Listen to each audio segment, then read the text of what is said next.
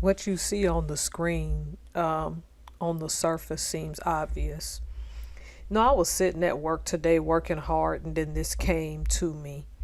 Again, I pre-record these videos, so by the time you get it, you'll get the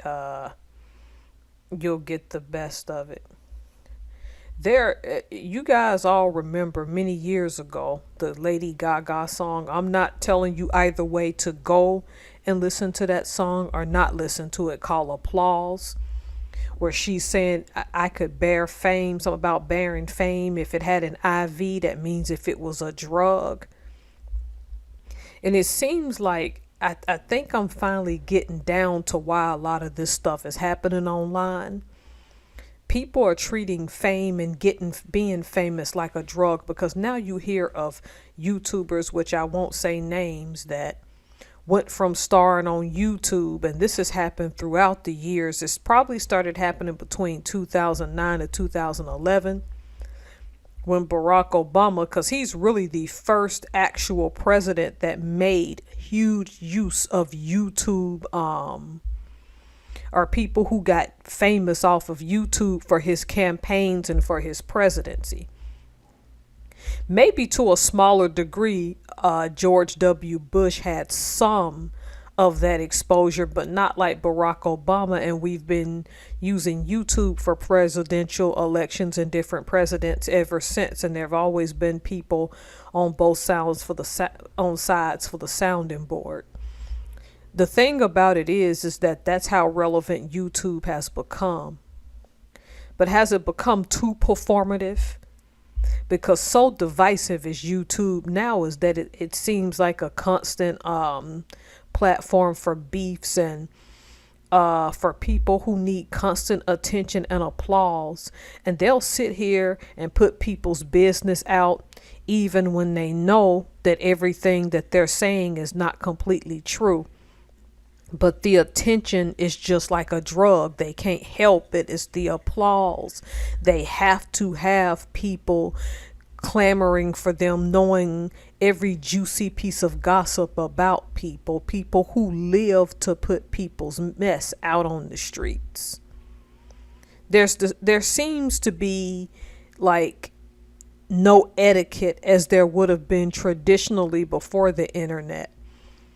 This applause, in my opinion, has a diminishing return, because a lot of us, excluding me, but a lot of us are not taking into account the pain and suffering that this is going to cost in the long run. Again, sometimes I look at our life, even Richard Burns, because he's a little older than me. We didn't have an internet childhood, and I think for the most part, because the internet came out when I was 13 years old. But in North Alabama, at least I can speak for, because I grew up in that area, because it was a new thing and teachers didn't know, internet access was greatly restricted in those days.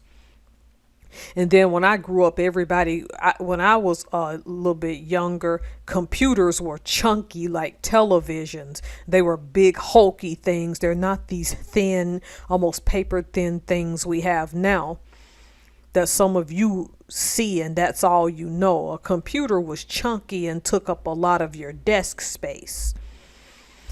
But I didn't get a lot of this exposure till I was like 20 something years old. And even then, I knew something was wrong with it. There's like this constant need to be performative, to put up an act, to put up a show for people.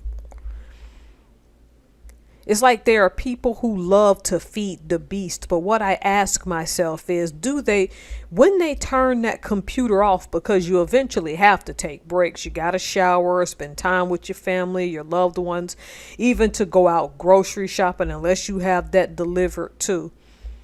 Because I was thinking about this today when I saw that Vanessa Lau had returned to YouTube. Because I watched her video, and I'm happy she's in a better place in space, and decided that she was enough. She got me to thinking, though, at what point do you stop feeding the beast?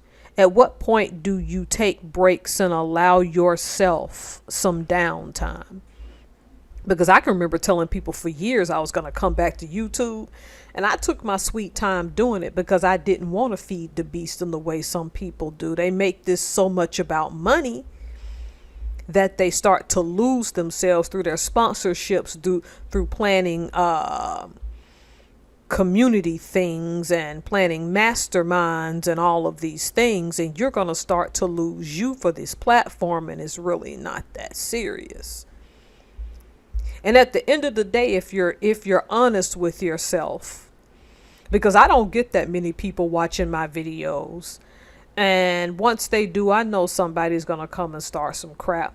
This is why I make them timeless, to hit on lessons, even though, or despite the fact, I shouldn't say even though, despite the fact that I know people aren't going to watch them a while, such as that Monique video I made about her being auntie and Cat Williams being uncle.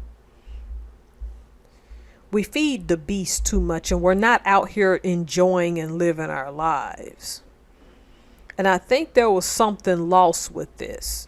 And if you're honest with yourself, a lot of this is your ego. You want the applause. It's become a drug without you being high in the literal sense. In a figurative sense, you get so high off of this drug of attention, so much that it goes from your ego saying this is about me to your ego saying I can't let these people down.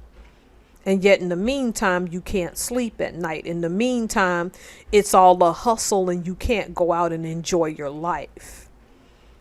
This is why I took a nearly 10-year hiatus. I think it was about 10 years before I made videos on this Tara Helms channel. I just don't see this crap is worth it.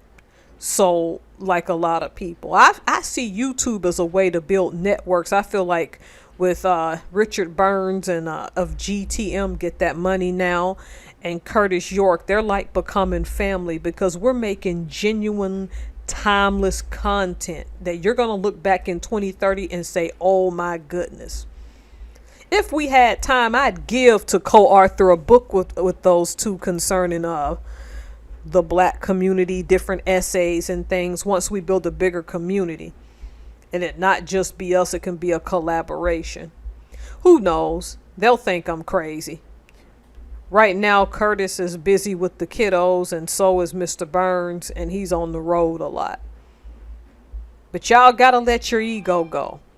Because ego is the reason that you chase this fame like a literal drug when it's really a figurative drug and you can just plug out of the matrix.